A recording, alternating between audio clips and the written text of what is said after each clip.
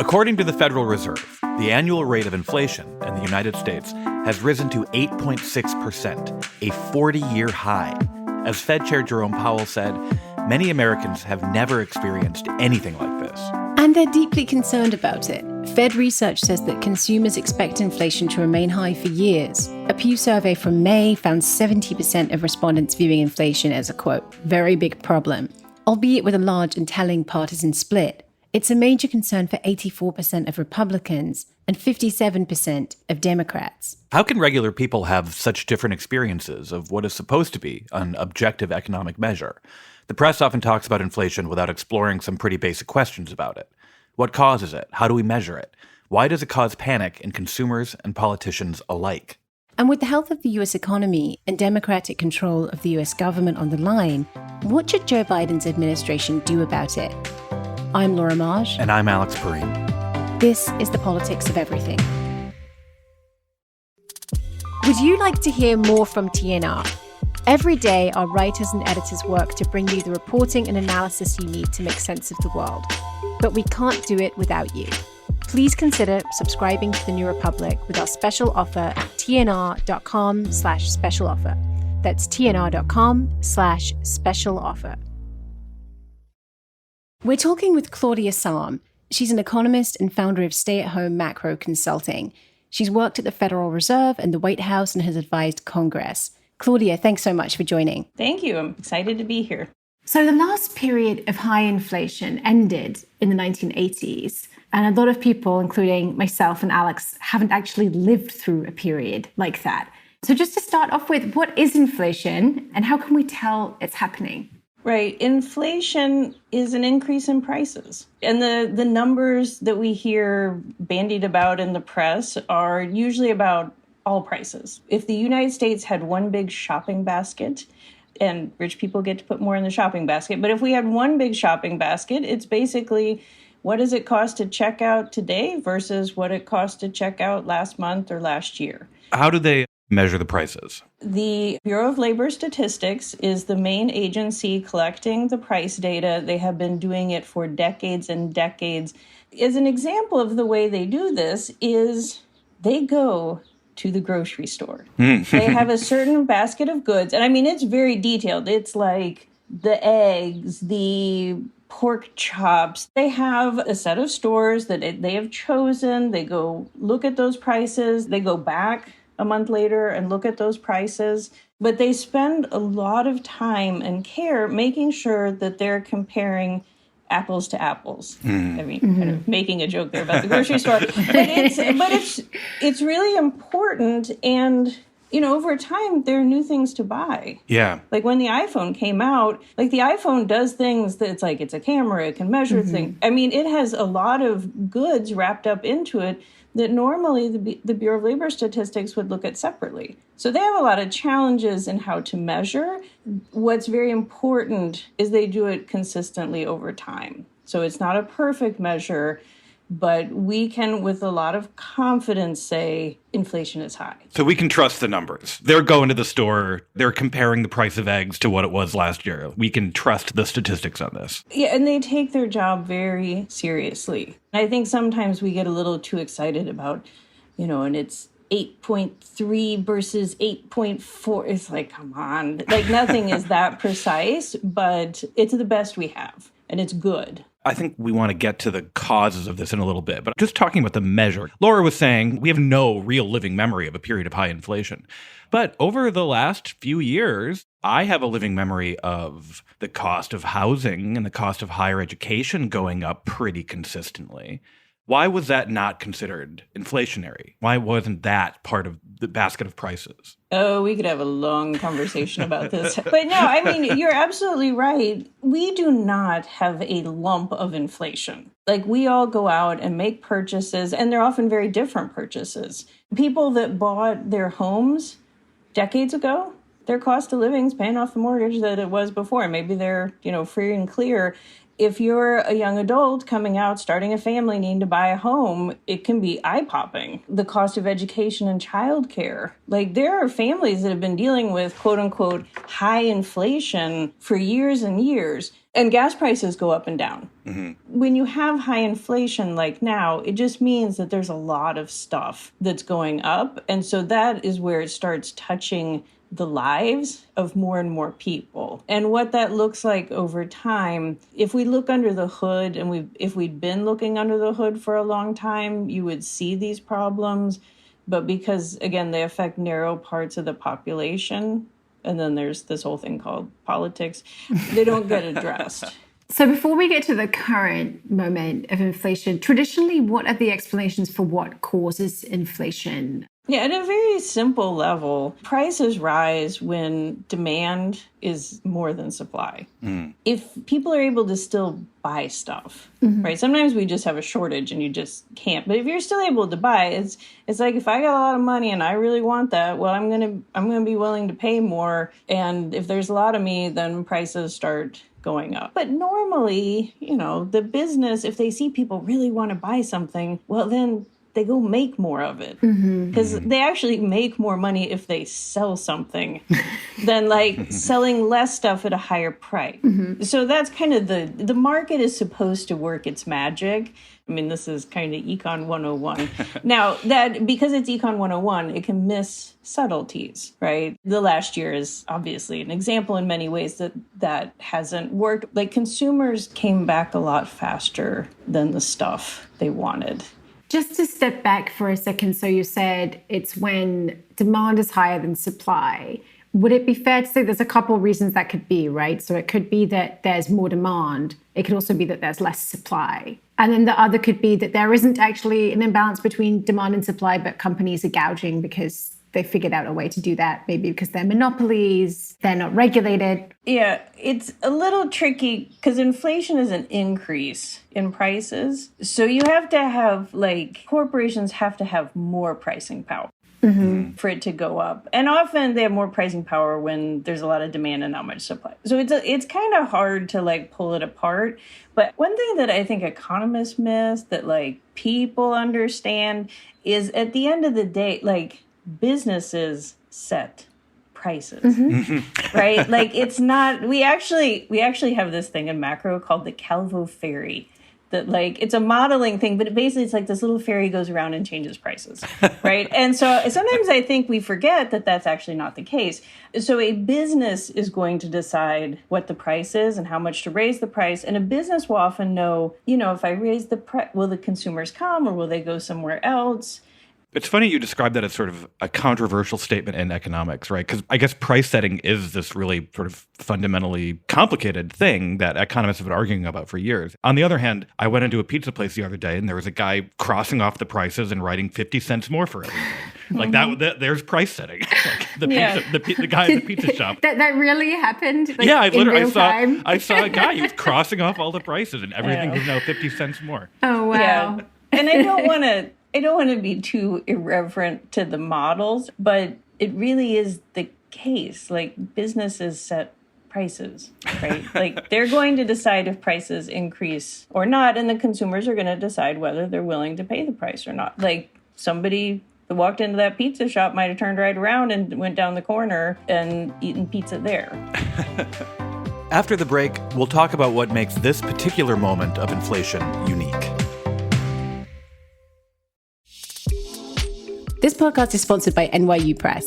Denial by Jared Del Rosso offers an entertaining and enlightening look at the widespread phenomenon of denial in our society.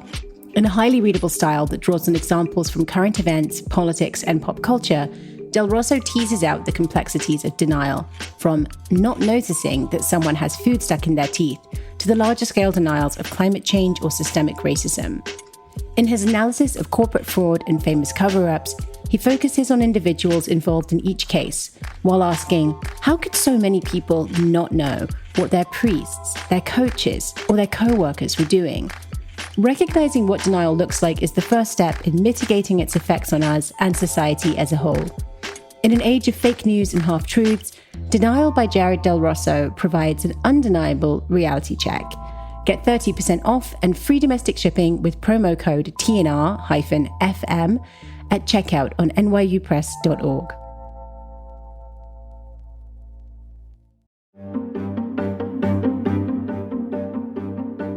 Revisionist History, best-selling author Malcolm Gladwell's show about the misunderstood and overlooked, is back for a new season.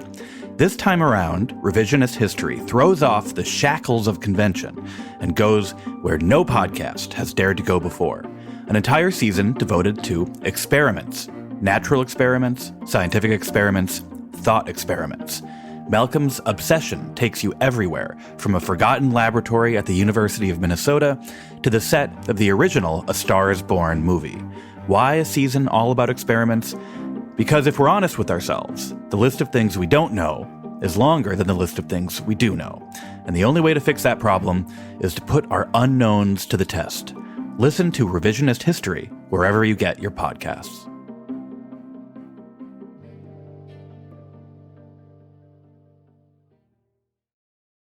We're talking with Claudia Sahm. Claudia, what's special about this moment? What's triggered businesses to change their prices recently? Yeah, what's special about this moment? Well, it's like, what isn't special about this moment? There are a couple of things, and it affects different businesses differently. COVID was extremely disruptive. We essentially shut a $20 trillion economy down. So early on, consumers stayed home, businesses shut down, or really went down. It was so hard to imagine what was going to happen next.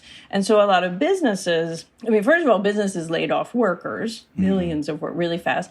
And then a lot of businesses that sell stuff, they're like, wow, there aren't going to be any consumers for a while. So many of them canceled orders, those semiconductors, right? Because businesses in early 2020 were like, there's nothing here. They were expecting economic disaster, so they... Yeah, and honestly, policymakers, and I helped advise on this, it looked bad. Yeah. But then as we got further along, things were reopening. And especially this stuff became a problem because even if people were still at home working from home, they needed a new computer for their office. They needed, my dishwasher broke and the entire family is at home, right? And then that ran into the fact that a lot of businesses had stopped their orders. So you had customers who wanted things, you had supply in a very unusual way. It wasn't just that supply wasn't growing, it was like we were missing supply that we would have had, if we hadn't had COVID. So that's the supply chain disruptions that we hear about.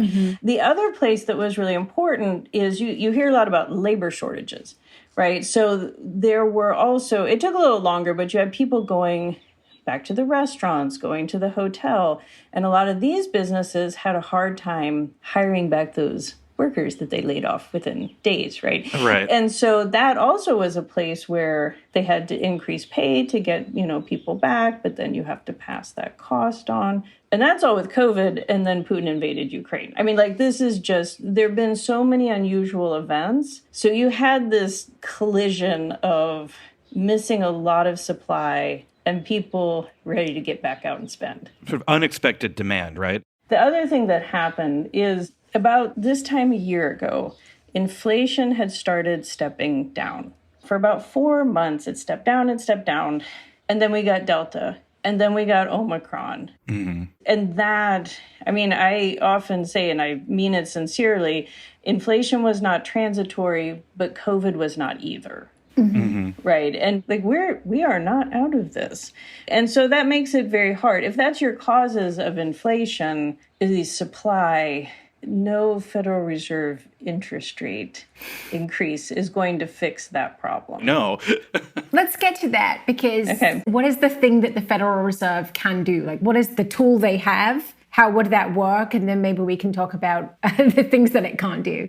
The Federal Reserve has one tool. It has one tool and two jobs. The tool it has is interest rates. And interest rates, again, are a price. Interest rates are, what does it cost you to buy stuff now instead of later? Because if interest rates are high, you could save it and not spend, and then you get a little bit more later.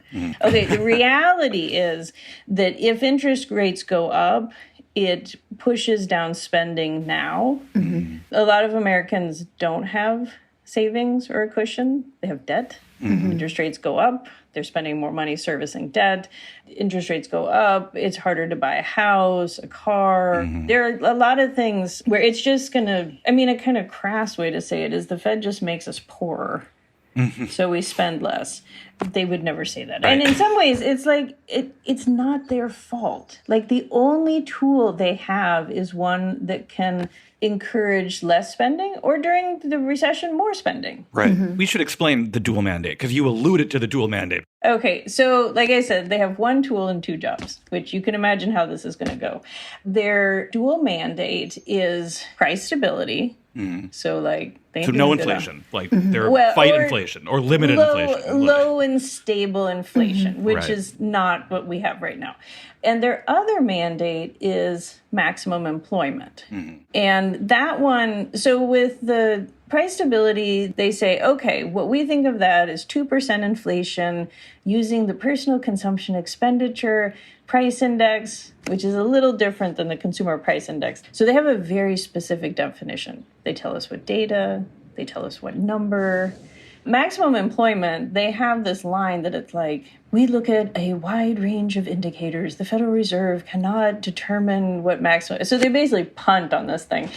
But the basic idea is unemployment is low. And it's as low as it can be before we start having inflation. So it has these two jobs. And if they raise interest rates, that can typically or traditionally lower inflation. But how does it affect unemployment? This is very confusing to me as someone who knows relatively little about economics. I don't understand why, when I hear wages are too high or too many people have jobs, how that could be a bad thing. Well, first of all, when you hear that, they're wrong.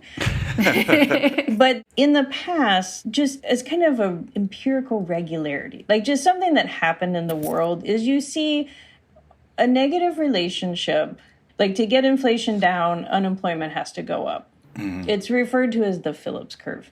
But the thing is even before the pandemic, when economists looked at this and would try to take the data and really, figure out exactly how much that trade-off is, it had broken down. But, the logic is there. So how does the logic work? Remember, the Fed is raising interest rates just to cool off demand. It doesn't necessarily want us to buy less. It's just like, chill out just a little bit. If that works, right? And interest rates convince people, I'm just going to hold off. I'm going to wait, not going to buy as much. Then that means they're not going in the store as much. And well, if a business has fewer and fewer customers, they don't need all these employees. So that's where less spending leads to less revenues for businesses. That means employers need less people, or at least workers don't have the bargaining power to get better stuff. And then that means those workers spend less money. You get a kind of a spiral going. We call it a multiplier. Macroeconomists should not be allowed to name anything. But that's kind of what the Fed needs. It's all sort of described with what I would say is very dry terminology, but there are people who argue, I don't think you argue this, but there are people who argue that the Fed needs to cool off the economy, and they actually mean make people poorer so that the inflation gets better. That's sort of what they actually are arguing for? Yeah, so one of my many frustrations right now is acting like the Fed is the only game in town. Yeah, I was going to ask that, yeah. Right? Because the much more supportive way, compassionate way is to increase supply. Right? Right. The inflation is a problem, but we could solve the problem in a way that it's a win-win. Policymakers and then advisors like me have this tendency to be like, the Fed fights inflation. And it's like, hi, you, Congress and the White House have actually a lot more tools, and you have the tools to increase supply. So please, let's spend less time yelling at the Fed for either doing too much or not doing enough, and we need a recession, and blah, blah, blah. It's like, no, actually, we don't need those things. Congress and the White House could do a lot. And so you mentioned also that the tool the Fed has isn't sufficient to fight what's causing inflation right now because gas prices are a big part of this and also the price of goods. What's the worst case scenario if we don't tackle those issues separately and the Fed still goes ahead with using the one tool that it has? Yeah, so I mean, it's like, be careful what you wish for, right? Like, the Fed can get inflation down, regardless of what it is. Jay Powell cannot print oil. He cannot print wheat, right? So the Fed can't increase supply, but they can bring down demand. Mm-hmm. And they can bring it down a lot if they need to. Like back in that, the early 80s glory days or whatever, inflation had been high for a decade. Paul Volcker, who was the Fed chair at that point, that Federal Reserve engineered intentionally a deep recession. Mm-hmm. So the Fed, they can do it. If we ask them to go it alone and we don't finally get some things to break our way, like in terms of COVID, then it's going to be very hard. But it's different than the 70s. This Fed is not going to cause a recession intentionally. Because we've had a year of high inflation. This is not like a 5-alarm fire right now. I think the politicians and policymakers will it feels like almost, praise the independence of the Fed and ask it to tame inflation almost as a way for not having to take any difficult steps of their own to address these complicated problems. So the chair of the Federal Reserve, Jay Powell, all Federal Reserve chairs go twice a year to Congress, the Senate and the House. So this morning, he was testifying in the Senate. Mm-hmm. I watched about a half an hour of it, and I logged off because I was so angry. Because it was like half of the senators were like, Fed, you're not doing enough to fight inflation. And then the other half were, if you do too much, you're going to cause a recession. And I'm listening to this, and I'm like, if you adjourned and went off and worked on some legislation, you guys could get together and write a bill or two. And it's like, wouldn't energy policy be neat right now? Yeah. Where does this idea come from of just leaving it to the Fed? What's the rationale for that? The conventional wisdom, particularly after Paul Volcker, who was like put on a pedestal and he was the most, the brave Fed chair, beat inflation. Mm-hmm. But after that, it was like, oh, see, the Fed can do this. Mm-hmm.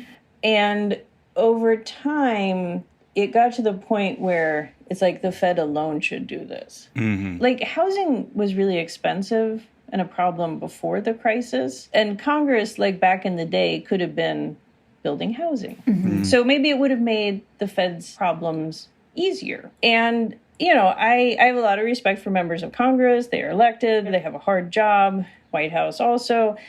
But my impression was that many policymakers don't really understand the Fed. Mm-hmm. And this idea that the Fed fights inflation, the Fed can take care of this. And it's like, yeah, but you could make it better. And I think because high inflation hasn't happened for so long, there's a little bit of the skill set has atrophied. No one's had to figure out anti-inflation policy for many years. And they just kind of think that that's the Fed's job, not ours. Mm-hmm. So we've talked about how the Fed can't do this on their own. What could Congress do to help them? So there is a long list, but one that has a particular urgency would be energy policy. So the price of gasoline has doubled since before the pandemic, and it has risen $1.50 in the last 3 months since Putin invaded Ukraine.